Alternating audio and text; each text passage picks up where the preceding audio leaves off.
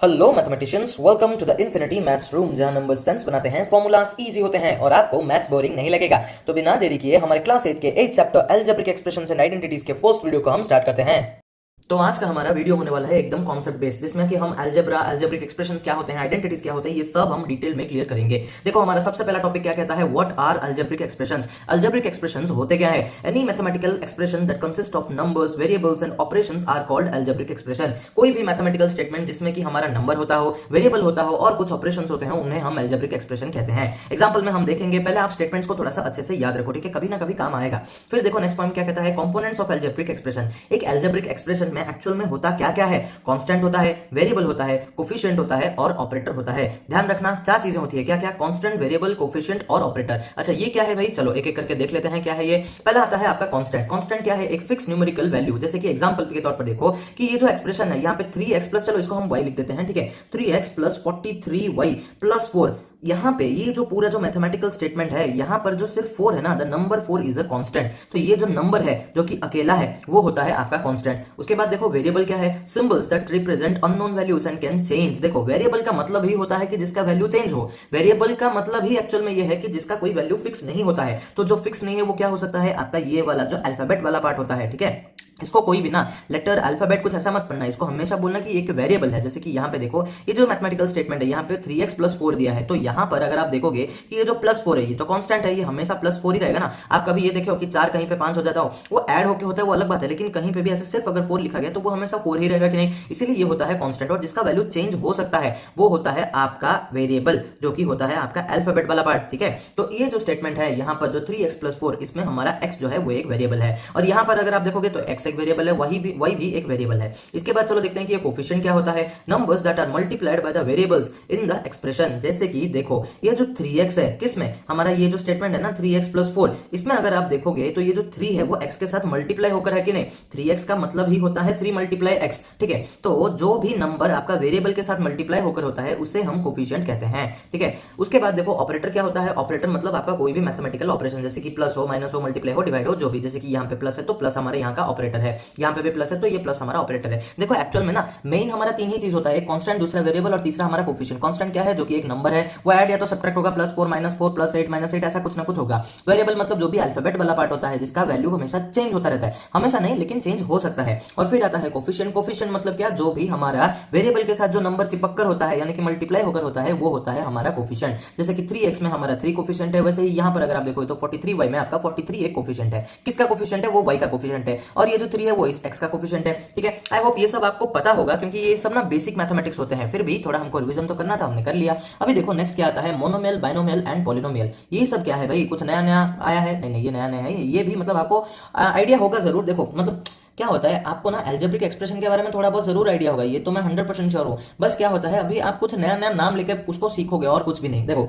Monomial मतलब the algebraic expression having only one term. अगर एक अलजेब्रिक एक्सप्रेशन का सिर्फ एक ही टर्म है तो वो होगा हमारा मोनोमियल। जैसे कि देखो 5x स्क्वायर, तो यहाँ पे सिर्फ एक ही अलजेब्रिक एक्सप्रेशन है कि नहीं? एक ही टर्म है ना, ये पूरा का पूरा एक ही टर्म है। 5 यहाँ पे x के साथ मल्टीप्लाई होकर है, तो ये x स्क्वायर के साथ एक्चुअल में मल्टीप्लाई होकर ये पूरा एक सिंगल टर्म फॉर्म हो रहा है, तो ये होगा मेरा मोनोमियल, ठीक है। इसके बाद बाइनोमियल देखो, जहां पे हमारा क्या दो टर्म होंगे, जैसे कि 5x स्क्वायर प्लस 2y। तो अभी देखो 5x स्क्वायर एक टर्म है और 2y ये एक टर्म है, तो ये दोनों अभी ऐड होकर है, तो इस वजह से ये क्या हुआ भाई? ये एक बाइनोमियल फॉर्म हो गया। ट्राइनोमियल मतलब जहां पे 3 होंगे। देखो कंडीशन क्या होता है, जब आप बाइनोमियल ये सब देखने जाओगे ना, यहाँ पर आपका ना वेरिएबल अलग होना चाहिए। 5x स्क्वायर प्लस 2y, यहाँ पे देखो आपका जो वेरिएबल है वो है आपका x स्क्वायर, और यहाँ पे जो वेरिएबल है वो है आपका y। तो ये दोनों अलग होने चाहिए, तभी वो एक बाइनोमियल फॉर्म करेगा। अगर वो अलग नहीं होगा तो वो बाइनोमियल नहीं हो सकता। कैसे भाई? अगर आप पूछोगे तो मैं आपको देखो समझा देता हूँ। अगर मान लो कि आपको कोई ऐसा मतलब बोल दिया कि एक ऐसा मैथमेटिकल स्टेटमेंट कि 3x प्लस 64x प्लस 4 मान लो, ऐसा कुछ बोल दिया, चलो ये 4 हम लेते नहीं, ठीक है। ये बस ये वाला स्टेटमेंट आपको दिया है, तो क्या ये एक बाइनोमियल है या फिर एक मोनोमियल है? ये एक मोनोमियल होगा। क्यों भाई? क्योंकि देखो जब दोनों ही वेरिएबल सेम होते हैं तो ये दोनों आपस में ऐड हो जाएंगे, तो ये बन जाएगा आपका 67x, और ये तो एक सिंगल टर्म आया कि नहीं? ये एक सिंगल टर्म है, तो इस वजह से ये क्या होगा? ये एक मोनोमियल बन जाएगा,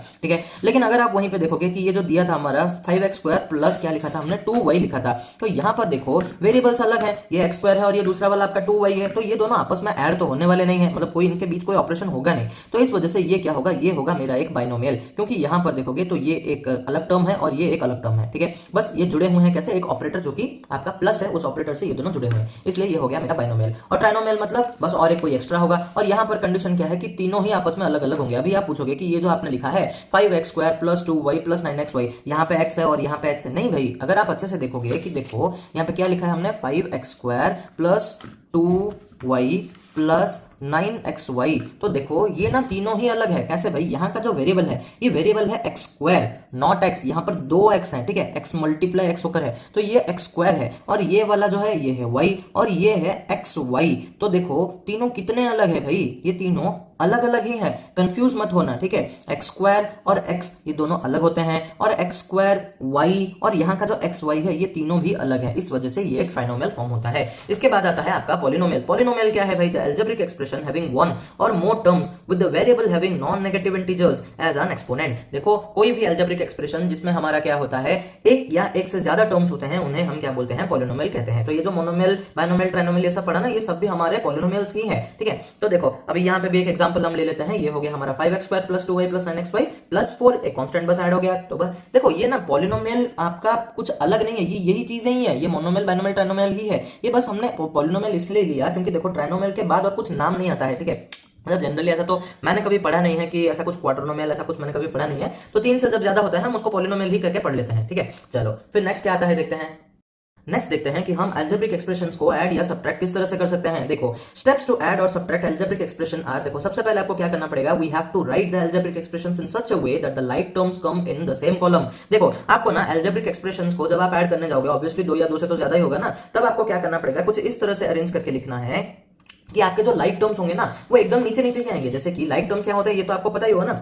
लाइक टर्म्स मतलब देखो 9x, और अगर मैं बोलूं कि 100x, 99x, तो ये सारे मेरे लाइक टर्म्स होंगे। क्यों? क्योंकि इन सबके क्या वेरिएबल्स एकदम से सेम है। ठीक उसी तरह से हमारा 10y, 16y, 2y ये सब एक लाइक टर्म्स फॉर्म करेंगे, क्योंकि इन सबका क्या है, हमारा जो वेरिएबल है वो सब सेम है। तो आपको कुछ इस तरह से अरेंज करना है कि आपके लाइक टर्म्स ना जो होंगे ना वो एकदम नीचे नीचे लिखे हुए हो। देखिए अभी अब बस ना ये जो थ्योरी वाला पार्ट है ना, एक बार आप समझ लो, इसके बाद जब मैं एग्जांपल से समझाऊंगा ना आपको एकदम क्रिस्टल क्लियर हो जाएगा। देखो सेकंड स्टेप क्या कहता है, add them as we add the numbers. जैसे आप नंबर्स को ऐड करते हो उसी तरह से आप ये जो टर्म्स होंगे उन्हें भी ऐड करोगे। If any term of the same variable is not there in another expression then write it as it is in the solution. देखो अगर कोई भी मतलब लाइक टर्म है ही नहीं, तब आपको क्या करना पड़ेगा, उसको थोड़ा अलग करके लिखना पड़ेगा। ये जो स्टेप्स है शायद आपको थ्योरी से समझ में ना आए हो, हम आपको एग्जांपल से समझा देंगे। देखो आपका जो पहला एग्जांपल है ये क्या कहता है, add 15p² - 4p + 5 and 9p - 11। तो ये एक हमारा टर्म दे रखा है और ये भी एक टर्म दे रखा है। अच्छा बताओ ये क्या है, ये एक हमारा ट्राइनोमियल है और ये जो है ये एक मेरा बाइनोमियल है। तो अभी जब हम इन दोनों को ऐड करेंगे तब हमको ध्यान क्या रखना पड़ेगा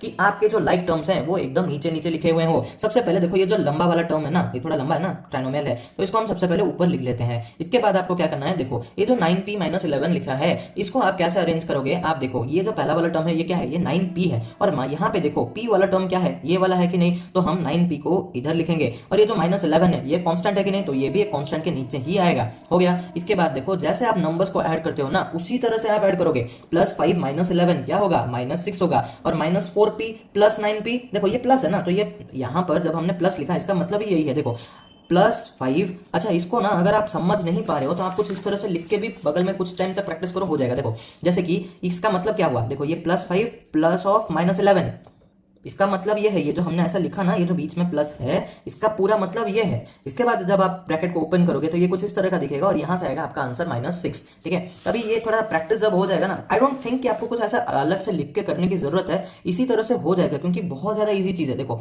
अभी -4p + 9p कितना होगा भाई, ये होगा हमारा +5p। इसके बाद देखो अभी ये जो दूसरा वाला जो मेरा टर्म था ना, दूसरा वाला जो मेरा स्टेटमेंट था, जो भी एक्सप्रेशन था, इसमें p² वाला कोई टर्म है ही नहीं, तो मैं क्या करूंगा, इसके नीचे तो कुछ भी नहीं है, तो मैं ये जो ऊपर वाला पार्ट जैसा है ना उसको ठीक वैसा ही मैं नीचे भी लिख दूंगा। हो गया, मेरा आंसर आ गया यहाँ पर।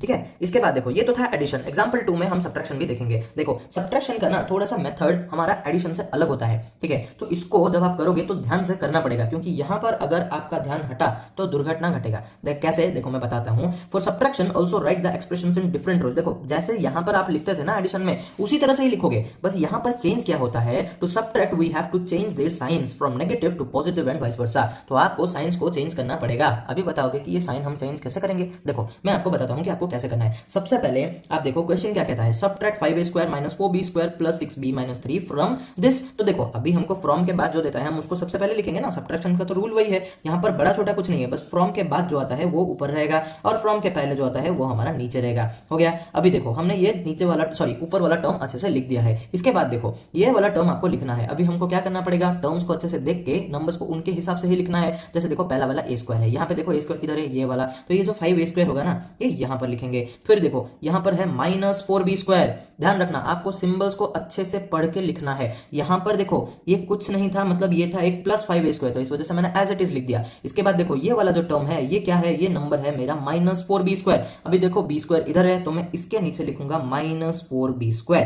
इसके बाद क्या है 6b, नहीं +6b, पूरा पूरा बोलो कभी भी गलत नहीं होगा, +6b। b किधर है, इधर है, तो यहां पे लिखेंगे +6b। इसके बाद देखो -3। अच्छा मुझे एक बात बताओ, ये जो पहला वाला जो मेरा एक्सप्रेशन है यहाँ पे तो कोई कांस्टेंट है ही नहीं, तो ये किसके नीचे रहेगा, ये आ जाएगा ऐसे पूरा अलग से बगल में आ जाएगा। अभी देखो अभी आता है मेन ट्विस्ट जो कि डिफरेंशिएट क्रिएट करता है आपका प्लस और माइनस में। देखो जब भी आप माइनस करने के लिए जाओगे ना दो एक्सप्रेशंस को, तब आपको क्या करना पड़ेगा, जो आपका नीचे वाला जो अलजेब्रिक एक्सप्रेशन होगा ना उसके सिंबल्स को आपको पलट देना है। मतलब ये जो -3 था ये हो जाएगा +3, और ये जो +6b है ना ये हो जाएगा आपका -6b, और ये +4b² हो जाएगा -4b² हो जाएगा +4b², और ये जो 5a² था ये जो प्लस था ना यहाँ पे, तो यहाँ पे हो जाएगा माइनस। और इन्हीं सिंबल्स को लेकर आपको सॉल्व भी करना है। जैसे देखो अभी इसके ऊपर तो कांस्टेंट कुछ ऐड होने के लिए है नहीं, या फिर सब्ट्रैक्ट होने के लिए कुछ है नहीं, तो मैं इसको लिखूंगा 3 -3 लिखूं, नहीं +3 लिखूंगा। क्यों, क्योंकि ये जो माइनस था ना, जो हमारा एक्सप्रेशन वाला जो माइनस था ना, इसने इसको पॉजिटिव बना दिया। अगर आप इस चीज को समझना चाहते हो ना, देखो मैं आपको बहुत इजी तरीके से बता देता हूँ। देखो आपका जो ये टर्म है मैं इसको फटाफट लिख लेता हूँ। यहाँ पे थोड़ा सा हैंडराइटिंग मेरा खराब हो रहा है तो आप प्लीज मुझे माफ कर देना, क्योंकि मुझे बस आपको समझाना है। देखो यहाँ से कुछ मुझे सॉल्व नहीं करना है, सॉल्व तो मैं यहीं पर ही करूंगा। तो ये देखो इस चीज को अगर मैं कुछ इस तरह से लिखूंगा, ठीक है, तो क्या ये गलत है, नहीं, बस मैंने ऐसे इसको लिखा था, अब बस मैंने इसको सीधे तरीके से लिख दिया है। अभी देखो जब ब्रैकेट खुलेगा तो ये जो माइनस होगा इसके साथ मल्टीप्लाई होगा, इसके साथ भी मल्टीप्लाई होगा, इसके साथ भी होगा, और फाइनली इसके साथ भी होगा। मुझे एक बात बताओ, ये जो माइनस जब इस +5a² के साथ मल्टीप्लाई होगा तब ये बन जाएगा -5a², फिर इसके साथ जब होगा तो ये हो जाएगा +4b², ये हो जाएगा मेरा -6b, और ये हो जाएगा मेरा +3। डन। अभी आप समझ गए ना कि हमने यहाँ पर ये जो माइनस लगाया इस वजह से लगाया, और इसको जो प्लस किया वो इसको रिप्रेजेंट कर रहा था, और ये जो -6b और +3 है वो भी इस चीज को ही रिप्रेजेंट कर रहा था। ठीक है, तो अगर आपको कोई पूछे कि हम ऐसा क्यों चेंज करते हैं सब्ट्रैक्शन में ये सब नंबर्स के सामने जो सिंबल्स हैं उन सबको, तब आप बोल देना कि हम कुछ इस तरह से सॉल्व करते हैं एक्चुअल में, तो इस वजह से हमें ये सब चेंज करना पड़ता है। ठीक है, प्लस होगा तो माइनस हो जाएगा और माइनस होगा तो प्लस हो जाएगा, सिंपल भाई, इतना ही फंडा है इसका। इसके बाद देखो ये जो -3b और ये -6b, इसको प्लस मत पढ़ना, ये क्या है, ये है -3b और ये है आपका -6b, तो ये हो जाएगा -9b। कैसे, देखो हमारा -3b, अगर आपको समझ में नहीं आता ना आप ऐसे लिख लो यार थोड़ा रफ में, माइनस माइनस प्लस होगा तो 3 + 9 होता है, 3 + 6 होता है मेरा 9, और यहाँ पे आ गया b, इन दोनों में से बड़ा मेरा -6b है तो इसके सामने वाला सिंबल यहाँ पे लग जाएगा। इसके बाद देखो +5a के साथ सब्ट्रैक्शन होने के लिए कुछ भी नहीं है तो वो एज इट इज नीचे आ जाएगा। इसके बाद देखो ये 8b² + 4b² तो ये हो जाएगा मेरा +12b², और यहाँ पे कुछ नहीं है तो ये एज इट इज आ जाएगा। और ये वाला देखो 7a² - 5a², अगर आप देखोगे तो ये +7 है और ये -5 है तो ये हो जाएगा मेरा +2a², और यहाँ पे मुझे कुछ प्लस लिखने की जरूरत नहीं है। देखो हमेशा जब भी आप सब्ट्रैक्ट कर रहे हो तो सिंबल नीचे वाले का ही चेंज करना है, ऊपर का कुछ भी नहीं करना है हमको। जैसे देखो हमने ये +5a को इसको +5a की लिखा है कि नहीं, क्यों, क्योंकि ये ऊपर वाला टर्म था। देखो अभी अगर आप ये भी कंफ्यूज हो रहे हो ना, आप बस देखो जब आप इस तरफ से लिख के सॉल्व करोगे तो क्या इसके सामने कोई सब्ट्रैक्शन का सिंबल है, नहीं है ना, तो ये सारा सिंबल क्यों ही चेंज होगा। पहला वाला जो आपका अलजेब्रिक एक्सप्रेशन है इसके टर्म्स के सिंबल्स को हाथ भी नहीं लगाना है आपको, बस जो सेकंड वाला है उसको बस उसके जितने भी टर्म्स हैं उनके सामने वाले सिंबल्स को बस पलट देना है। देखो ये प्लस था, ये माइनस हो गया, माइनस था प्लस हो गया, प्लस माइनस माइनस प्लस, बस इतना ही है। इसके बाद आप इस हिसाब से इसको सॉल्व कर सकते हो गया भाई। देखो एडिशन और सब्ट्रैक्शन ना बहुत ही ज्यादा सिंपल है, बस आपको सब्ट्रैक्शन जब करना है तब थोड़ा ध्यान देकर करना पड़ेगा, क्योंकि देखो एक्चुअल में जब आप अलजेब्रिक एक्सप्रेशंस को देखोगे ना तो ये प्लस वाला और सब्ट्रैक्शन वाला ना एकदम सेम सेम दिखता है, दिखने में मुझे तो सेम ही लगता है, लेकिन जब करेंगे तो गलत हो सकता है, इस वजह से सब्ट्रैक्शन को ध्यान से करना। ठीक है, और अभी हम देखते हैं कि हम अलजेब्रिक एक्सप्रेशंस को मल्टीप्लाई कैसे कर सकते हैं। देखो मैं ना आपको एक चीज बेट कर सकता हूं, जब ये वीडियो खत्म होगा ना फिर जब आप एक्सरसाइज करने के लिए जाओगे, अगर आप खुद से कर रहे हो तो मतलब मैं गारंटी के साथ कह सकता हूं आपको मल्टीप्लिकेशन करना ज्यादा इजी लगेगा as compared to addition and subtraction. Addition भी छोड़ दो, सब्ट्रैक्शन से आपको इजी लगेगा आपका मल्टीप्लिकेशन। क्यों बोल रहा हूं, देखो जब आप एग्जाम्पल समझ रहोगे ना आपको मतलब हलवा ही लगेगा ये मल्टीप्लिकेशन वाला पार्ट। थोड़ा सब्ट्रैक्शन कॉम्प्लिकेटेड है, कॉम्प्लिकेटेड नहीं है, बस वो थोड़ा ज्यादा आपका अटेंशन मांगता है, बस इतना ही। और मल्टीप्लिकेशन ज्यादा अटेंशन नहीं मांगता है। चलो देखो हमारा मल्टीप्लिकेशन में क्या करना है हमको, while multiplying we need to take care of some points about the multiplication of like and unlike terms. हाँ, ये एक बस इंपॉर्टेंट चीज आपको ध्यान में रखना पड़ेगा, और ये ध्यान में नहीं रखना है बस आपको।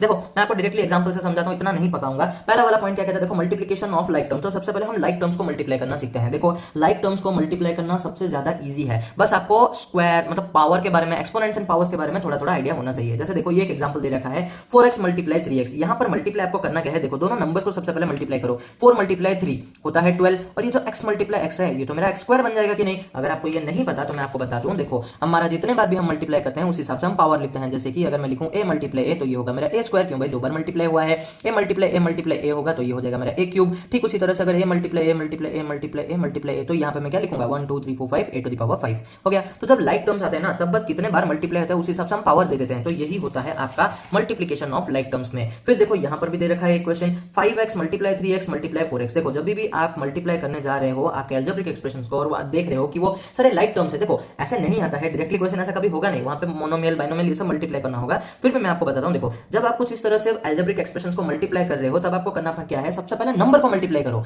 आप वेरिएबल को मत देखो, आप सिर्फ उसके कोफिशिएंट को देखो। ये कोफिशिएंट ही तो होता है जो वेरिएबल के साथ चिपक के होता है। ये जो नंबर, ये जो 5 है ये इस x का कोफिशिएंट है, वैसे ये 3 इस x का और ये 4 जो है ये इस x का कोफिशिएंट है। तो सबसे पहले आपको बस कोफिशिएंट्स को ही मल्टीप्लाई करना है। देखो ये भी हमने यहीं पे लिखा है, the coefficients will get multiplied. सबसे पहले आपको कोफिशिएंट को ही मल्टीप्लाई करना है। तो देखो फटाफट हम करते हैं 5 मल्टीप्लाई 3 मल्टीप्लाई 4, 5 3 जा 15 होगा, 15 4 जा होता है मेरा 60। फिर देखो यहां पर ये x और x तीनों ही x है तो यहाँ पे कॉमन x ले लेंगे हम, और कितने बार है भाई 3 बार है तो पावर हम 3 लगा देंगे, हो गया। नहीं तो ऐसे ही हम मतलब कर लो x मल्टीप्लाई x होता है मेरा x क्यूब, हो गया। कैसे भी करो आंसर बस आपको आना चाहिए यार, और कुछ नहीं। देखो ये सब तरीके हैं बस, और कुछ नहीं। आपको जो तरीका अच्छा लगता है वो करो, बस आपका आंसर सही होना चाहिए और आपको समझ में आना चाहिए कि हमने क्या किया है, आपने खुद ने क्या किया है। पता है मैथमेटिक्स का ना एक सबसे बेस्ट चीज क्या होता है, जब आप खुद से समझ जाते हो ना कि इसमें हुआ क्या है एक्चुअल में, तो तब आपके लिए मतलब सोल्यूशन एकदम एकदम ईजी हो जाता है। जैसे अभी मैंने आपको वो सब्ट्रैक्शन वाला पार्ट जब समझाया कि हम वो सिंबल्स को बदलते क्यों है, अगर आप अच्छे से सच में समझ गए हो कि हम इस वजह से ये वाला चेंज करते हैं, तब तो आपके दिमाग में ये फिट हो गया ना। तो अगर आपके दिमाग में फिट हो गया फिर तो ऐसे ऑपरेशंस आपके लिए इजी हो गए। चलो अभी देखते हैं आपका multiplication of unlike terms. Unlike terms मतलब डिफरेंट वेरिएबल्स होंगे और कुछ नहीं, आपको वैसे ही करना है। सबसे पहले आपको कोफिशिएंट को ही मल्टीप्लाई करना है। देखो the coefficients will get multiplied सबसे पहले, इसके बाद आपको क्या करना है, the power will remain the same if the variable is different. अगर देखो मैं आपको बता देता हूं, ये वाला एग्जांपल एक बार करके मैं आपको समझा देता हूं। देखो the product of 2p and 3q will be 6pq। ये तो मैंने यहां पे आंसर लिख दिया है, बस ये आया कैसे देखो। सबसे पहले आप कोफिशिएंट्स को मल्टीप्लाई करोगे। p का कोफिशिएंट क्या है 2 है, q का क्या है 3 है, तो 2 मल्टीप्लाई 3 होता है मेरा 6। इसके बाद देखो p मल्टीप्लाई q होगा मेरा p q। सिंपल, कुछ करना ही नहीं है, समझ गया ना। देखो इसके बाद देखो अगर हाँ, और एक जो यहाँ पे पॉइंट लिखा था power will remain the same. Power क्या है भाई, देखो यहाँ पे p का पावर क्या है 1 है, एक ही p है ना। q का पावर क्या है 1 है, तो यहाँ पे भी अगर आप देखोगे तो यहाँ पे भी तो एक ही p है और एक ही तो q है, तो इस वजह से ये पावर चेंज नहीं होगा। इसके बाद देखो पावर चेंज कहाँ पे होगा, मैं यहाँ पे दिखा देता हूँ। सबसे पहले कोफिशिएंट्स को मल्टीप्लाई करो। अभी बताओगे कि ये तो कांस्टेंट है, तो कांस्टेंट है तो क्या हुआ, मल्टीप्लाई तो है। मल्टीप्लाई में सब जैसे भाई सब कुछ मल्टीप्लाई होगा। कभी भी ना एडिशन और सब्ट्रैक्शन में ही क्या होता है कि हमको वो मतलब टर्म्स देखने पड़ते हैं कि वो सेम वेरिएबल वाले हैं कि नहीं है। मल्टीप्लिकेशन कुछ नहीं दिखता, मल्टीप्लाई सबके साथ हो जाएगा। देखो 2 मल्टीप्लाई 3 मल्टीप्लाई 9 करो। सबसे पहले नंबर्स को मल्टीप्लाई करो। अगर आप कोफिशिएंट याद नहीं रख पाते हो ना, सिंपली आप नंबर याद रखो। सबसे पहले मुझे नंबर को मल्टीप्लाई करना है, तो 2 मल्टीप्लाई 3 होगा मेरा 6, 6 9 होगा मेरा 54, तो ये आ गया हमारा आंसर 54। इसके बाद देखो हमारा वेरिएबल कहाँ कहाँ है भाई, यहाँ पे है और यहाँ पे है, यहाँ तो है नहीं तो इसको छोड़ो। देखो एक्स स्क्वायर वाई और यहाँ पे एक्स।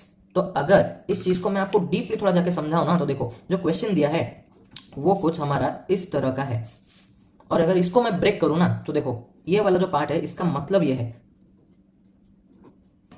समझ में आया, कुछ नहीं आया बता दूं। देखो एक्स स्क्वायर का मतलब क्या होता है भाई, एक्स स्क्वायर का मतलब होता है एक्स मल्टीप्लाई एक्स। तो ये देखो ये जो पूरा पार्ट है ये सब आपस में मल्टीप्लाइड है, तो 2 मल्टीप्लाई एक्स स्क्वायर यानी कि एक्स मल्टीप्लाई एक्स, और यहाँ पे एक वाई था तो एक वाई यहाँ पे मल्टीप्लाई है। यहाँ पे 3x का मतलब क्या है 3 मल्टीप्लाई एक्स, और यहाँ पे 9 है तो इसको एज इट इज रख दो। अभी देखो बस नंबर्स को मल्टीप्लाई करो, आपको 54 मिल जाएगा। और अगर आप देखोगे तो यहाँ पे x 2 है और यहाँ पे x 1 है, सॉरी 1 है, तो टोटल कितना हुआ 3x हुआ। तीनों मल्टीप्लाई है तो हम क्या लिखेंगे x क्यूब लिख देंगे। ऐसा ही होता था ना हमने यहाँ पर, और क्या लिखा था देखो ये जो a मल्टीप्लाई मतलब एक क्यूब। क्यों भाई, तो यहाँ पर भी x मल्टीप्लाई x होता है मेरा x क्यूब, और यहाँ पे एक y था तो हमने यहाँ पे y लिख देंगे। तो देखो पावर हमारा कहाँ पे चेंज हुआ, जब आपका पावर 1 से ज्यादा होगा तब वो पावर चेंज हो जाएगा, ठीक है। अभी देखो अगर आप पूछोगे कि यहाँ पे मान लो कि 2xy दिया होता तो तब आप क्या करते हैं, देखो मैं बताता हूँ 2xy मल्टीप्लाई 3x मल्टीप्लाई 9।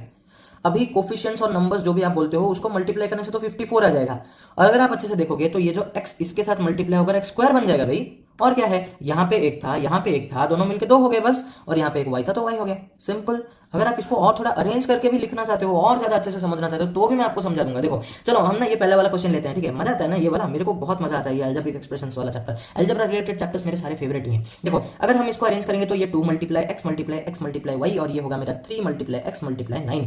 एक काम करते हैं, देखो हम सारे नंबर्स को ना पास पास लिख देते हैं और सारे जो वेरिएबल्स हैं उनको एक तरफ लिख देते हैं। तो ये अभी देखो, अगर आप इन सब में कंफ्यूज हो रहे हो ना भाई, ये तो एक्स क्यूब वाई है, तो आप कुछ इस तरह से कुछ दिन तक इसको प्रैक्टिस करो, समझ में आ जाएगा। देखो नंबर्स ये हो गया, बस मल्टीप्लाई करके सबको चिपक के ही लिख, देखो मल्टीप्लाई में ना सब चिपक चिपक के ही रहते हैं भाई, तो ये तो हलवा है। देखो ये 2 ये हो गया मेरा 54, ठीक है। अभी x मल्टीप्लाई x क्या होगा भाई, याद करो क्या था, a क्यूब था, तो यहाँ पे क्या होगा, ये होगा x क्यूब, और यहाँ पे तो y अकेला है तो y, बस अब सबको जोड़ के लिख दो, मल्टीप्लाई है ना तो कुछ तो अलग अलग रहेगा, नहीं हो गया आपका आंसर सॉल्व, डन।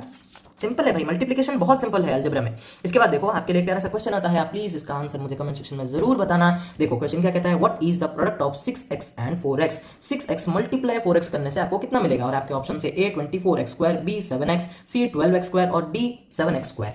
चलो इसका आंसर आप प्लीज कमेंट सेक्शन में बताओ, और जिसका भी आंसर सही होगा मैं उसको एक लाइक दूंगा। नेक्स्ट आगे बढ़ते हैं हम, और क्या कर सकते हैं। देखो अभी आता है आपका मल्टीप्लाइंग मोनोमियल बाय मोनोमियल। आप दो मोनोमियल्स को किस तरह से मल्टीप्लाई कर सकते हो। देखो अभी जो हमने सीखा ना वही सेम चीज है। मोनोमियल का मतलब ही वही होता है, एक ऐसा अलजेब्रिक एक्सप्रेशन जिसमें सिर्फ एक ही टर्म हो। तो एक टर्म वाले, देखो ये जो मोनोमियल है इसका मतलब समझो, एक मोनोमियल को दूसरे मोनोमियल के साथ आपको मल्टीप्लाई करना है। ये जो मोनोमियल है इसमें एक टर्म होगा और इसमें भी एक टर्म होगा, तो दोनों को मल्टीप्लाई करना है। और अभी जो हम एग्जांपल से सीखे वो भी तो वही चीज है ना, कुछ अलग नहीं। हम बस जो मल्टीप्लिकेशन, बेसिक मल्टीप्लिकेशन जो हम सीख रहे थे वही है ये वाला पार्ट। देखो यहाँ पे ना आप कुछ बच्चों को क्या लगेगा कि थोड़ा डिफिकल्ट होता जाएगा चीज, नहीं डिफिकल्ट नहीं होगा, बस आप एक स्टेप अहेड पढ़ रहे हो और कुछ नहीं। देखो अभी आप एक सिंगल टर्म को दूसरे सिंगल टर्म के साथ मल्टीप्लाई करना सीख रहे हो, इसके बाद आप सीखोगे कि एक सिंगल टर्म को दो टर्म्स के साथ मल्टीप्लाई कैसे करना है, फिर एक को 3 के साथ कैसे करना है। तो ऐसे बस आप क्या करोगे, थोड़े से मतलब टर्म्स को बढ़ा बढ़ा के मल्टीप्लाई करना सीखोगे, ठीक है। बहुत ईजी है भाई, जैसे आप बचपन में मतलब टेबल्स पढ़ते थे ना, 2 का फिर 3 का 4 का, वैसा ही है, ठीक है। देखो टेंशन नहीं लेना है, अलजेब्रा में बहुत सारे बच्चे फंसते हैं, क्यों फंसना है भाई, बहुत सिंपल चीजें हैं। देखो अभी ये तो आपको फटाफट आपको मतलब इसका आंसर पता ही होगा। जैसे देखो अभी यहाँ पे क्या दिया है, 3x square multiply 4x cube, ये दोनों लाइक है, ठीक है। चलो लाइक टर्म्स है, तो सबसे पहले हम क्या करेंगे, नंबर्स को मल्टीप्लाई करेंगे। 3 4 होता है मेरा 12, और यहाँ पे देखो यहाँ पे कितना x है, यहाँ पे 2x है, और यहाँ पे कितना x है, यहाँ पे है 3, तो टोटल कितने x हुए 5, तो ये हो गया मेरा x⁵ डन। इसके बाद देखो यहाँ पे 2a cube b multiply 5ab square, तो ये तो लाइक टर्म्स तो है नहीं, क्योंकि यहाँ पे 3a है और यहाँ पे 1 है और यहाँ पे 1b है और यहाँ पे 2b है, तो ये लाइक टर्म्स तो नहीं है। लेकिन फिर भी मल्टीप्लाई का तो फॉर्मेट एकदम सेम ही है, कुछ भी अलग नहीं है। तो देखो 2 5 होगा मेरा 10, यहाँ पे कितने a है 3, यहाँ पे कितने हैं 1, तो टोटल कितने a हुए 4, फिर यहाँ पे कितने b हैं 1, यहाँ पे कितने b हैं 2, तो टोटल कितने हुए 3 हो गया। देखो आप ना इस तरह से मल्टीप्लाई करो, अगर नहीं तो ऐसे कर लो भाई, a क्यूब मल्टीप्लाई होता है a4, a b multiply b square होता है मेरा b क्यूब, एक ही बात है। देखो ऐसे किसी किसी को ना क्या होता है, थोड़ा सा कंफ्यूजन होता है कि a square multiply a square क्या होगा। देखो अगर आप इस तरह से कंफ्यूज होते हो, मान लो अलजेब्रा को मल्टीप्लाई करने में जिसमें पावर दे रखा हो और ये सारे लाइक टर्म्स है ना, तब आपको तो बहुत ही ज्यादा इजी होगा। देखो लाइक मतलब बेस सबका सेम है, तो आपका आंसर में भी वही रहेगा। इसके बाद जो भी पावर्स है इन सबको बस आप ऐड कर दो, तो 2 + 4 + 6 कर दोगे तो आपको मिल जाएगा a⁻12 हो गया, डन भाई। भाई मल्टीप्लिकेशन हलवा है, आप इसको ऐसा दोहराओ, मतलब मल्टीप्लिकेशन हलवा है। पता है आप ना जब मैनिफेस्ट करोगे, मतलब मैनिफेस्ट का तो मतलब शायद आपको पता नहीं होगा,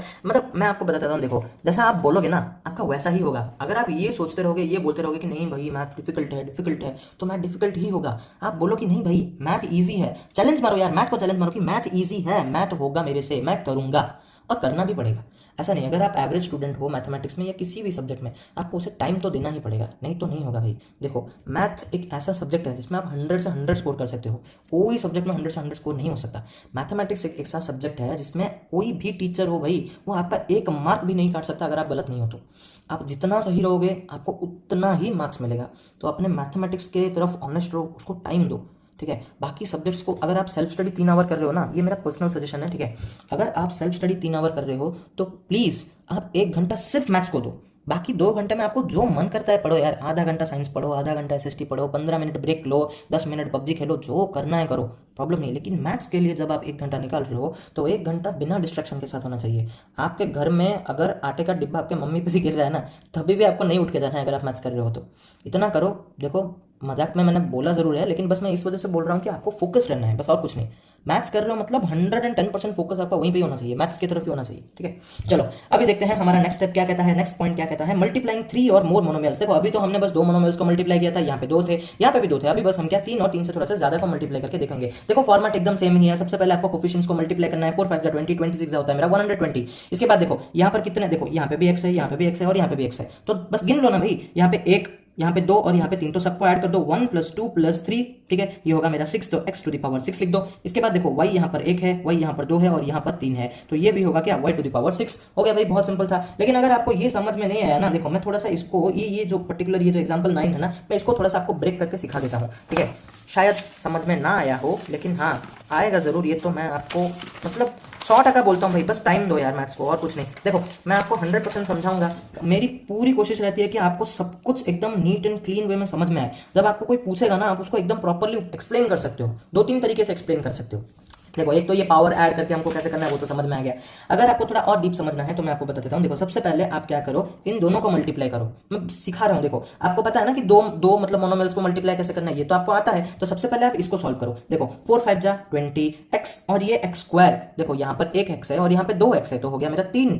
ऐसे 3x मत लिख देना भाई, गलत हो जाएगा, पावर में लिखना है, ठीक है। और यहाँ पर y पे पावर 1 है और यहाँ पे y पे पावर 2 है, तो ये होगा मेरा y3, राइट। फिर मल्टीप्लाई करो इसके साथ। अभी अगर आप देखोगे तो 20 × 6 करोगे तो 120 आएगा, और यहाँ पे x 3 है और यहाँ पर x का पावर 3 है, तो टोटल हो गया x का पावर 6, और यहाँ पे भी y का पावर 3 है और यहाँ पे भी y का पावर 3 है, तो टोटल होगा यहाँ पर y का पावर 6 हो गया। ऐसे कर सकते हो। दूसरा एक तरीका है, देखो यहाँ से मैं स्टेप्स को ब्रेक कर रहा हूँ। जैसे देखो 20 × 6 किया, ये कितना आया, 120 आया। इसके बाद देखो आप इसको ना कुछ इस तरह से भी लिख सकते हो ना भाई, x³ × x³, जो मतलब एकदम सेम है। देखो जो मतलब देखो ये x है ये भी x है, तो इस वजह से हमने इसको पास रख दिया, और यहाँ पे भी y है और यहाँ पे भी y है, तो मल्टीप्लाई का सिंबल लगाते हुए y³ और ये y³ कुछ इस तरह से लिख दो। इसके बाद देखो ये तो 120 एज इट इज रहेगा और ये हो जाएगा x6। क्यों क्यों क्यों, देखो हमको पता था ये चीज, आप शायद डाउट में पूछ सकते हो हमको, तो हम यहाँ पे आपको एक्सप्लेन कर देते हैं। अगर आपका जो बेस है वो सेम दिया है और आपका पावर वहां पर कुछ भी है और बीच में मल्टीप्लाई है, तो आप बस क्या करोगे, बेस को सेम रखोगे और आपके पावर्स को ऐड कर दोगे। वही चीज हम तब से सीख रहे हैं, बस मैं आपको थोड़ा स्मॉल लेवल में मतलब डिवाइड करके।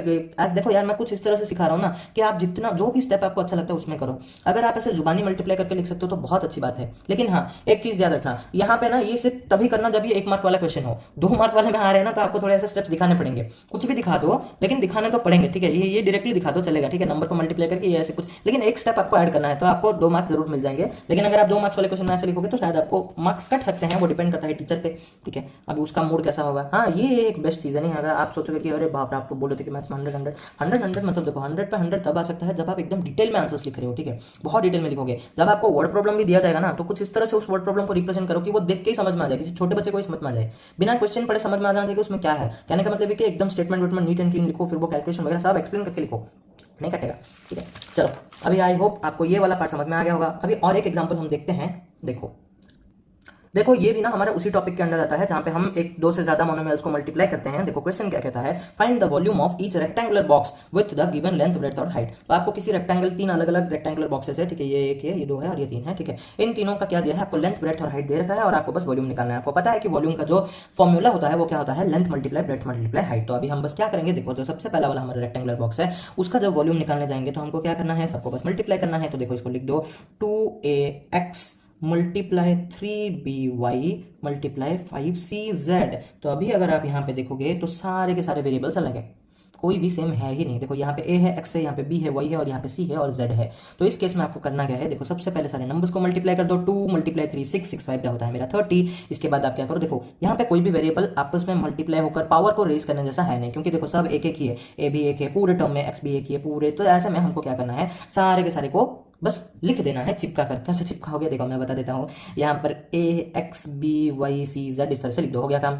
अगर ऐसे नहीं लिखना, अगर आप कुछ थोड़ा सा ज्यादा स्टाइलिश चाहते हो तो ऐसे लिख दो भाई, या स्लैश नहीं है, ठीक है, और दे रहा हूँ, कोई डिवाइड का सिंबल नहीं है, तो ये ऐसे लिख दो 30abcxyz हो गया। देखो जब वेरिएबल्स मल्टीप्लाई होते हैं ना, उसमें मजेदार चीज क्या होता है कि वो सब आपस में चिपक जाते हैं, चाहे वो कोफिशिएंट के साथ भी हो तो वो मल्टीप्लाई होता है मतलब चिपक जाता है। तो आप इस तरह से बस लिख दोगे तो हो गया काम आपका। फिर देखो दूसरा वाला रेक्टेंगुलर बॉक्स, इसका वॉल्यूम में हम लोग क्या करेंगे, लेंथ क्या दिया है हमारा m² n मल्टीप्लाई ब्रेड्थ है n² p और आपका हाइट है p² m। यहाँ पे अगर आप देखोगे तो यहाँ पे m है, यहाँ पे m है, यहाँ पे n है और यहाँ पे भी है और यहाँ पे p है और यहाँ पे भी है। तो इस केस में आपको क्या करना पड़ेगा, थोड़ा सा आपको कैलकुलेशन करना पड़ेगा। ऐसे आप डायरेक्टली चिपका के नहीं लिख सकते क्योंकि यहाँ पे पावर्स अलग अलग हैं। देखो यहाँ पे कितने m है, देखो समझो यार, सब मल्टीप्लाई है ना, तो बस हमको लिखना है। देखो मैं ऐसे लिख देता हूँ, m n और p है, बस तीन ही तो वेरिएबल्स हैं, तो बस कितने m है गिन लो। यहाँ पे 2 है और यहाँ पर 1 है। अगर पता नहीं चलता ना, जहाँ पे कुछ नहीं लिखा है तो एक एक 1 लिख दो, आपका ही मतलब बेनिफिट होगा, गलत नहीं होगा। देखो यहाँ पे 2m है और यहाँ पे 1 है तो मिला के हो गए 3। फिर देखो यहाँ पे एक n है और यहाँ पे 2n है तो मिला के हो गए 3। फिर p यहाँ पे भी 1 है और यहाँ पे है मेरा 2, तो ये भी हो गया मेरा 3। तो आपका जो फाइनल वॉल्यूम निकल कर आया वो हुआ आपका m क्यूब, n क्यूब और p क्यूब। बस इसके बाद देखो थर्ड वाला रेक्टेंगुलर बॉक्स, इसका भी वॉल्यूम निकाल लेते हैं। हमारा लेंथ दे रखा है 2q और ब्रेड्थ है हमारा 4q स्क्वायर और हाइट है हमारा 8q क्यूब। तो अगर आपने अब तक थोड़ा सा वीडियो को ध्यान से सुना है और याद रखा है कि मैंने क्या कहा था, तो अभी आप इसको अब तक तो सॉल्व कर चुके होंगे। देखो सबसे पहले हम क्वेश्चन नंबर्स को मल्टीप्लाई करेंगे। 2 4 जा 8 और 8 8 जा होता है मेरा 64। और यहाँ पे अगर आप देखोगे तो सब के सब क्यू ही है, तो मैं यहाँ पे क्यू लिख दूंगा। इसके बाद मैं क्या करूंगा, काउंट कर लूंगा कि टोटल कितने क्यू है इस पूरे के पूरे एक्सप्रेशन में। यहाँ पे 1 है, 2 है और यहाँ पे है 3, तो 1 + 2 3, 3 + 3 होता है मेरा 6। तो यहाँ पे आ गया क्यू के ऊपर पावर 6, बस खत्म। इसके बाद देखो क्या आता है आपका multiplying a monomial by a polynomial. आपको एक सिंगल टर्म को 2 या 2 से ज्यादा टर्म के साथ मल्टीप्लाई करना सीखना होगा। देखो मैं आपको शायद या फिर किसी और क्लास के वीडियो में मैंने ये जरूर सिखाया है कि जब भी ना ब्रैकेट खुलेगा तब आपको मतलब एक ट्रिक याद रखना है। देखो मैंने आपको ये ट्रिक बहुत प्यार से समझा देता हूँ। आई थिंक आप ही के क्लास के वीडियो में मैंने डाला था, मुझे ठीक से याद नहीं है। देखो मैं आपको बताता हूँ, एग्जाम्पल के तौर पर मान लो कि ये ना, ये जो है ठीक है, ये जो ऐसे ब्रैकेट्स है ना, ये हमारा घर है। एग्जाम्पल, ठीक है, घर है। तो ये घर के अंदर अभी क्या है, एक मतलब लड़का है, ठीक है, एक लड़का है और एक लड़की है, ठीक है। डन नहीं हुआ, अभी हो गया। चलो देखो एक लड़का है और एक लड़की है, तो यहाँ पे ये दोनों भाई बहन है, तो यहाँ पे हम लोग ऐसे प्लस लगा देते हैं क्योंकि भाई बहन है, ठीक है। अभी क्या हुआ, मम्मा आई, मम्मा आई, ठीक है, ये हमारी उनकी मम्मा है दोनों की, ठीक है, उनकी मम्मी आई अभी, ठीक है। तो अभी मम्मी के थोड़े ठीक है, चलो अभी देखो, तो जब ये दोनों बच्चे अभी छोटे छोटे हैं, तो जब मतलब अकेले थे ना घर के अंदर, मान लो कि ऐसे घर के अंदर 2 भाई बहन अकेले थे, मम्मी थोड़ी सी बाहर गई थी, तो जब मम्मी चॉकलेट लेकर आएंगी तो क्या वो एक ही लेकर आएंगी? नहीं भाई, वो दोनों को लाएंगी। तो बारी बारी से अभी क्या होगा कि मम्मी सबसे पहले बेटे को देंगी चॉकलेट और फिर दूसरा वाला चॉकलेट अपने बेटी को दे देंगी। तो ये वाला जो पार्ट होगा कुछ इस टाइम मतलब एक कुछ सेकंड्स के लिए वो कुछ इस तरह करके देखेगी कि नहीं, ये जो मम्मी है यहाँ पर वो कुछ सेकंड्स के लिए अपने बेटे के पास भी थी और कुछ सेकंड्स के लिए अपने, ये बाल खराब हो गए, छोड़ो, बाहर से आई थी ना इसीलिए। देखो तो अभी बेटी के भी पास थे, तो कुछ इस तरह से आपको ये वाला फॉर्मेट याद रखना पड़ेगा। अभी बताओगे कि सर क्या बोल के पका दिया, मैं पकाया नहीं भाई। देखो मैं आपको बताता हूँ, अभी ये एक सिंगल टर्म है, ये आपकी मम्मी है और यहाँ पे भाई बहन है, तो देखो चॉकलेट इसको भी मिलेगा और इसको भी मिलेगा। तो ये क्या होगा, 2x × 3x plus 2x × 5xy। कहने का मतलब ये है कि जब भी आप ब्रैकेट ओपन करोगे तो ये जो मोनोमियल होगा ये इस टर्म के साथ भी मल्टीप्लाई होगा और इस टर्म के साथ भी मल्टीप्लाई होगा और बीच में जो भी ऑपरेटर का सिंबल होगा वो यहाँ पे आ जाएगा। अभी देखो यहाँ पे जब हमने लिख दिया, बस हमको थोड़ा सा मल्टीप्लाई करना ही बाकी रहा। 2 × 3 होता है मेरा 6 और यहाँ पे x × x हो गया मेरा x², प्लस का सिंबल लगा लो। 2 × 5 होता है मेरा 10 और ये जो x × xy ये क्या होगा, ये हो जाएगा मेरा x²y। ऑब्वियसली भाई यहाँ पे एक x था, यहाँ पे एक x था, तो आंसर में 2x आ गया और y 1 था तो y 1 ही रहा, तो हो गया आपका आंसर सॉल्व। इसके बाद देखो यहाँ पर आपको क्या करना है, ये देखो ये जब ब्रैकेट खुलेगा तो a² इसके साथ भी मल्टीप्लाई होगा और इसके साथ भी मल्टीप्लाई होगा, तो ये कुछ इस तरह का दिखेगा, a² × 2ab, बीच में ऑपरेटर का सिंबल क्या है, माइनस का, तो माइनस लिख देंगे, तो a² × फिर 5c हो गया। अभी देखो यहाँ पे 2a है और यहाँ पर 1 है, तो आएगा हमारा नीचे क्या, a³ और ये b अकेला था तो b अकेला ही रह गया। इसके बाद देखो माइनस का सिंबल लगा लो और यहाँ पे तो कुछ सेम है नहीं, तो हम कुछ इस तरह से लिख लेंगे 5a² 5c² लिख दो, कुछ इस तरह से भी आप लिख सकते हो, कुछ गलत नहीं है, ठीक है। ये दोनों ही चीजें ना, ये वाला जो पार्ट और ये वाला जो पार्ट एकदम सेम है, ठीक है, कुछ भी गलत नहीं है इसमें। चलो इसके बाद नेक्स्ट क्या आता है देखते हैं।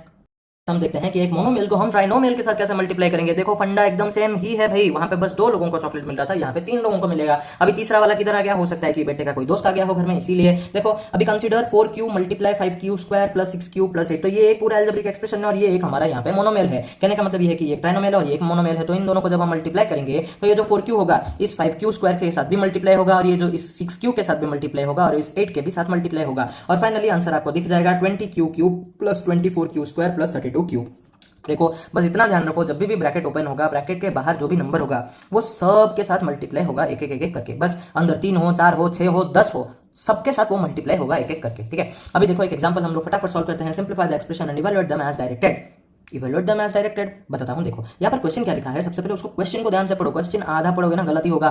आधा पढ़ोगे तो गलत हो जाएगा ना भाई। देखो x multiply x minus 4 plus 3 for x equals to 2, मतलब सबसे पहले मुझे तो इस एक्सप्रेशन को सॉल्व करके निकालना है कि फाइनली मेरा एक अलजेब्रिक एक्सप्रेशन क्या आता है, फिर उसमें मुझे क्या करना पड़ेगा, x की जगह पे 2 डालकर उसका वैल्यू निकालना पड़ेगा। समझ में नहीं आया? देखो बताता हूं। अभी देखो सबसे पहले जब ये ब्रैकेट ओपन होगा तो ये x इसके साथ भी मल्टीप्लाई होगा और इसके साथ भी मल्टीप्लाई होगा, तो मैं कुछ इस तरह से लिख सकता हूं कि नहीं, x मल्टीप्लाई x, बीच में माइनस है तो माइनस डाल दो, x मल्टीप्लाई 4 हो गया। देखो ये x इसके साथ मल्टीप्लाई मत कर देना भाई, ये जो बाहर वाला x है ये इसके साथ मल्टीप्लाई है और ये जो बाहर वाला है इसके साथ भी मल्टीप्लाई, ये 4 के साथ। इसके बाद यहाँ पे प्लस 3 लगा लो जो कि है, तो x मल्टीप्लाई x होता है मेरा x स्क्वायर और ये x मल्टीप्लाई 4 होगा मेरा 4x। तो यहाँ पर तो बीच में माइनस है तो माइनस लगा दिया और आ गया यहाँ पर 3। देखो यहाँ से मुझे मेरा अलजेब्रिक एक्सप्रेशन तो मिल गया, लेकिन मैंने यहाँ पर इसको इवेल्यूएट नहीं किया है। तो इवेल्यूएट आप कैसे करोगे, हमको क्वेश्चन में दे रखा है कि आपको x की जगह पे 2 डालना है। तो देखो ये वाला एक्सप्रेशन सबसे पहले लिखो, x square minus 4x plus 3, इसके बाद x की जगह पे 2 डाल दो। देखो ये कुछ इस तरह का दिखेगा नहीं, x स्क्वायर था तो 2 स्क्वायर गया, फिर 4x था तो 4 मल्टीप्लाई 2 हो जाएगा। कहने का मतलब क्या है, देखो x स्क्वायर का मतलब क्या है भाई, x मल्टीप्लाई x, तो 2 स्क्वायर का मतलब क्या है 2 मल्टीप्लाई 2, और 4x का मतलब होता है 4 मल्टीप्लाई x, तो यहाँ पे भी हमने लिख दिया 4 मल्टीप्लाई 2 प्लस 3। इसके बाद 2 का स्क्वायर क्या होगा 4, फिर 4 2 जो होता है मेरा 8। तो यहाँ से आपका जो आंसर निकल कर आएगा वो क्या आएगा, बताओ बताओ। 4 माइनस 8 होता है मेरा माइनस 4 और माइनस 4 प्लस 3 होता है मेरा माइनस 1। हो गया, अभी हो गया आपका इवेल्यूएट। ठीक है, अगर आपको ये स्टेप समझ में नहीं आना तो भाई ऐसे लिख के करो भाई। ठीक है, 4 माइनस 8 होगा मेरा माइनस 4 और यहाँ पे प्लस 3, फिर देखो माइनस प्लस माइनस, तो 4 से 3 गया तो 1 रहा और बड़ा कौन है 4 है, उसके सामने सिंबल माइनस है तो माइनस लगा दिया, उस हिसाब से आंसर आया -1। इसके बाद देखो सेकंड वाला बिट क्या कहता है, 5z multiply 3z minus 9 minus 4 bracketed, बड़ा नंबर है। देखो हम डायरेक्टली लिख के इसको सॉल्व करते हैं। देखो और यहाँ पर देखो क्वेश्चन पूरा पढ़ने का मतलब क्या है कि क्वेश्चन में आपको करना क्या है वो देखना पड़ेगा। यहाँ पे z की जगह पे आपको -1 लेना पड़ेगा। अगर नहीं दिया होता कुछ भी आता तो आप कुछ नहीं लिखते, बस इतना में ही आपका आंसर खत्म हो जाता। लेकिन जब इवैल्यूएट करने दिया है और x का वैल्यू आपको 2 डालने के लिए कहा है तो आप ये वाला पार्ट करोगे, नहीं दिया है तो कुछ करने की जरूरत नहीं है, यहाँ तक ही आपका आंसर ठीक है। चलो देखो क्वेश्चन लिखते हैं सबसे पहले, 5z bracketed 3z minus 9 minus 4 bracketed z minus 2 minus 45। चलो फटाफट इस चीज को हम लोग सॉल्व करते हैं। देखो अभी जब ये ब्रैकेट ओपन होगा तो इन दोनों के साथ मल्टीप्लाई होगा। अभी मैं ये वाला स्टेप लिखूंगा नहीं, आप खुद से लिख के करो। देखो मैं आपको बस समझाने आया हूं, आपको लिखवाने नहीं। तो इस हिसाब से 5 3 जा ये 15 होगा और z हो गया मेरा z स्क्वायर, 5 9 जा होता है मेरा 45 और यहाँ पे माइनस है तो माइनस लगा दिया और z यहाँ पे आ जाएगा। फिर देखो यहाँ पे जब आप मल्टीप्लाई करोगे तब आपको ध्यान रखना पड़ेगा कि आप इस -4 को इसके साथ मल्टीप्लाई करो और इस -4 को इसके साथ मल्टीप्लाई करो। समझ में नहीं आया होगा, देखो मैं आपको बताता हूं। अभी देखो यहाँ पर जब आप मल्टीप्लाई कुछ इस तरह से लिखोगे, देखो यार आप लिख के ही करो यार, आपका कभी भी गलत नहीं होगा। ठीक है, बिल्कुल भी लिखना छोड़ना मत। ठीक है, अगर आप लिखना छोड़ दोगे ना ये सारे स्टेप्स को तब आपका आंसर गलत ही आएगा। ऐसा मतलब मेरा प्रैक्टिस हो गया तो मैं उससे सब फटाफट लिख सकता हूँ कि ये -4z आएगा और +2 आएगा, प्लस 8 आएगा। देखा कभी कभी हमसे भी गलती हो जाता है। नहीं देखो यहाँ पर जो सिंबल का खेल है ना वो सबसे ज्यादा इंपॉर्टेंट है। ठीक है, तो इस वजह से आपको लिख लिख कर ही सॉल्व करना है। ये वाला पार्ट भी आप लिख के ही करना, मैंने लिखा नहीं है यहाँ पर। तो ये देखो -4 मल्टीप्लाई z कितना होगा भाई -4z और ये -4 मल्टीप्लाई -2 प्लस 8। कैसे भाई, माइनस माइनस हो गया प्लस 4 2 जा हो गया 8 और यहाँ पे आ गया -45। इसके बाद देखो यहाँ पर आपको दिख रहा होगा कि क्या क्या सॉल्व हो सकता है। देखो z स्क्वायर का कोई भी मतलब लाइक टर्म तो एग्जिस्ट नहीं कर रहा है, लेकिन ये वाला पार्ट सॉल्व हो सकता है और ये वाला पार्ट एक सॉल्व हो सकता है। कैसे, देखो -45 माइनस 4z माइनस माइनस होगा प्लस, और दोनों के देखो आपके जो एल्जेब्रा से जो वेरिएबल्स है वो दोनों सेम है, तो उस हिसाब से ये सॉल्व हो रहा है। ठीक है, ये इसीलिए सॉल्व नहीं हो रहा क्योंकि यहाँ पे z स्क्वायर है और यहाँ पर आपका सिंगल z है। तो अभी देखो ये 15z स्क्वायर और ये माइनस माइनस हो जाएगा मेरा प्लस, तो उस हिसाब से ये क्या आएगा भाई, ये आएगा मेरा -49z।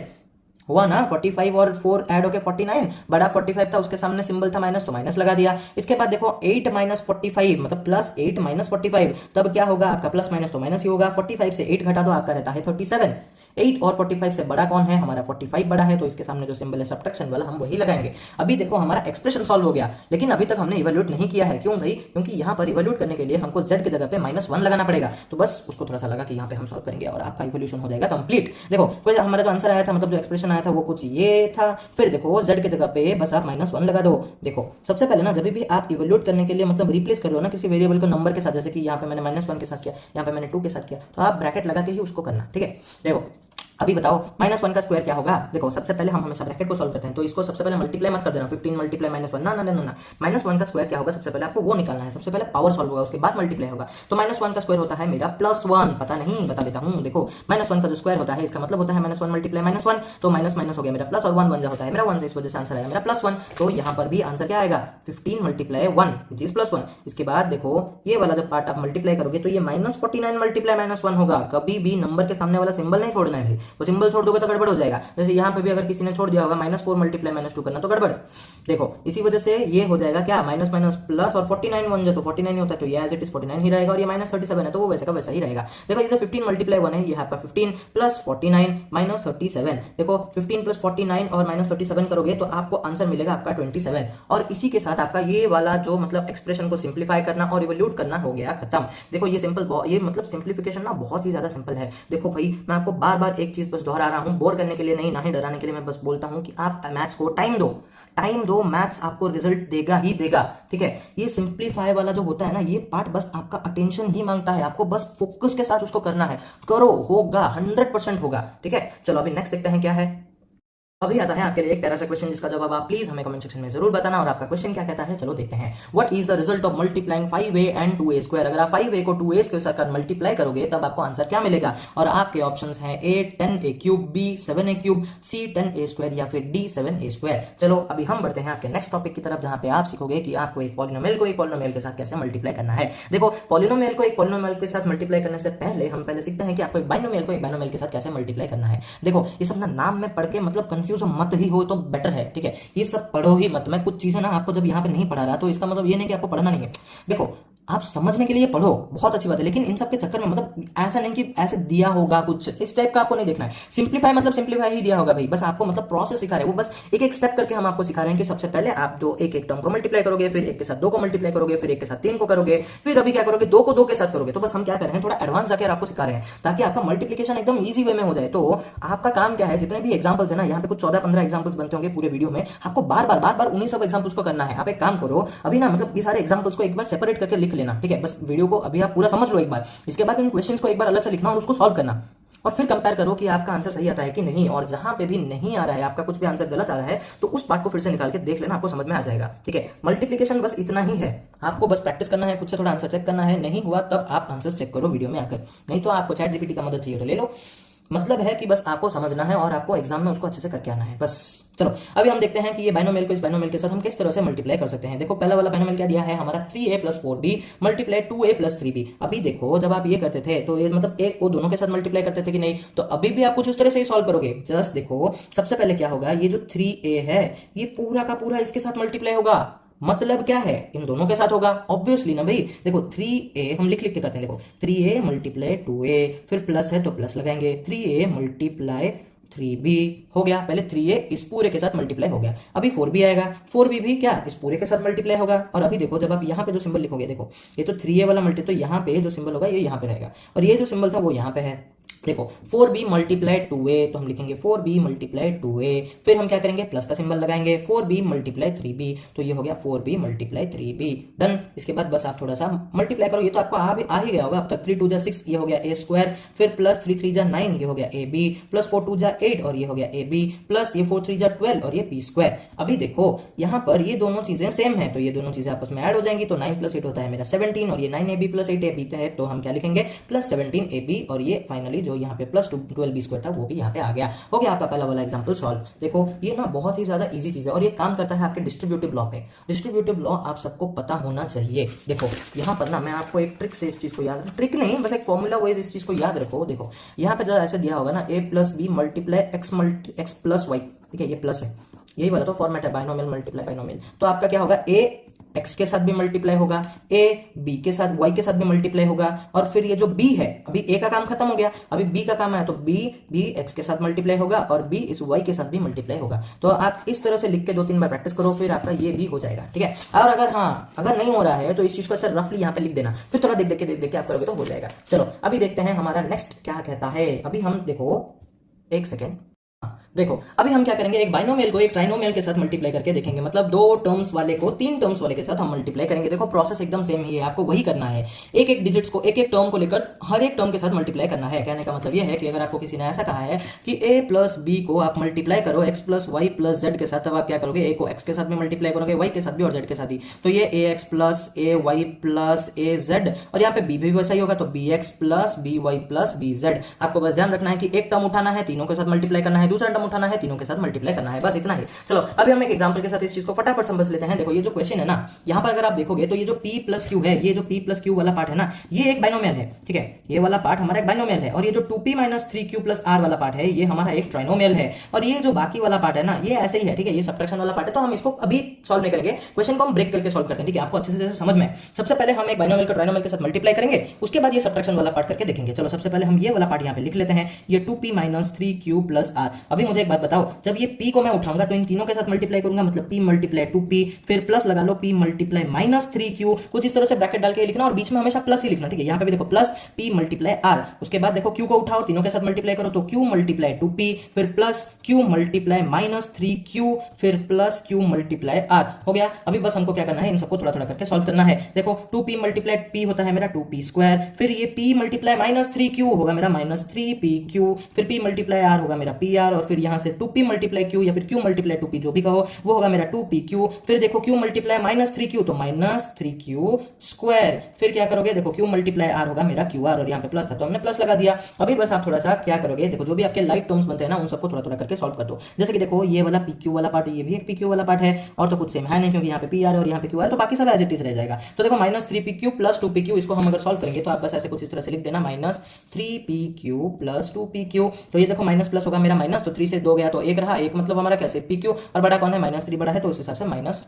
pq हो गया। तो इन दोनों को जब हमने सॉल्व किया तो हमको क्या मिला, माइनस pq। तो और बाकी सब एज इट इज हम लिख देंगे। देखो ये 2p स्क्वायर, फिर माइनस 3q स्क्वायर, फिर प्लस qr, ये सब एज इट इज था ना। और ये वाला, ये जो pr वाला पार्ट है ये भी, और जब हमने इन दोनों को सॉल्व किया तब हमको क्या मिला, माइनस pq। तो हो गया। अभी हमारा आंसर यहाँ पर आ चुका है, जो कि है 2p square minus 3q square plus qr plus pr, और फिर यहाँ पर माइनस pq। अभी देखो यहाँ पे आंसर थोड़ी सॉल्व हुआ है ना, ना ना ना, यहाँ पे पूरा आंसर सॉल्व नहीं हुआ है, क्योंकि हमने बस इतना ही सॉल्व किया है। इस क्वेश्चन का हमने इस पार्ट को ही सॉल्व किया था, इसको अभी करना बाकी है। तो हम किस तरह से करेंगे, चलो मैं आपको समझा। सबसे पहले इस क्वेश्चन को पूरा उठाओ, यहाँ पे लिखो। क्वेश्चन क्या था हमारा, p plus Q bracketed 2p minus 3q plus r minus 2p minus 3q multiply r। देखो जब हमने इस पार्ट को सॉल्व किया तो हमको ये मिला, तो इसके जगह पे हम ये वाला पार्ट लिख लेंगे। चलो लिख लेते हैं, 2p square minus 3q square plus qr plus pr minus pq। इसके बाद देखो इसको हम सॉल्व करेंगे। अभी थोड़ा इस चीज को ना भूल जाओ। देखो जब ये वाला ब्रैकेट सारा ओपन होगा तो ये जो देखो ये माइनस भी मल्टीप्लाई होगा, आर भी मल्टीप्लाई होगा। देखो ये माइनस इसके साथ मल्टीप्लाई होगा, इसके साथ भी मल्टीप्लाई होगा, तो ये क्या बन जाएगा भाई, देखो माइनस 2p, फिर ये प्लस 3q हो जाएगा ना, माइनस माइनस प्लस हो गया। फिर यहाँ पे ऐसे ब्रैकेट r है, तो जब ये ब्रैकेट r यहाँ पर है तब ये क्या होगा भाई, तो ये वाला भी देखो यहाँ पर मैंने कुछ सिंबल इसलिए नहीं दिया है क्योंकि मुझे आपको समझाना है, ठीक है। तो बस इसलिए यहाँ से ना जब आप इस r को यहाँ, अभी देखो यार लॉजिक समझो, जब ऐसा ब्रैकेट ओपन होगा तो दोनों साइड से ओपन होगा कि नहीं, तो ये माइनस भी इन दोनों के साथ मल्टीप्लाई होगा, r भी इन दोनों के साथ मल्टीप्लाई होगा। तो उस हिसाब से ये अभी हम ब्रैकेट हटा देते हैं और ये हो जाएगा क्या, देखो ये r इसके साथ मल्टीप्लाई होगा तो ये हो जाएगा 2pr, और ये r इसके साथ मल्टीप्लाई होगा तो होगा आपका 3qr। ठीक है, मैं बस आपको समझा रहा हूँ। देखो अगर ये वाला पार्ट समझ में नहीं आया तो यहाँ से देखो मैं समझा देता हूँ। ऐसा है ना कुछ 2p माइनस 3q और ये r, तो अभी देखो जब आप इसको ओपन करोगे तो ये हो जाएगा माइनस 2pr प्लस 3qr।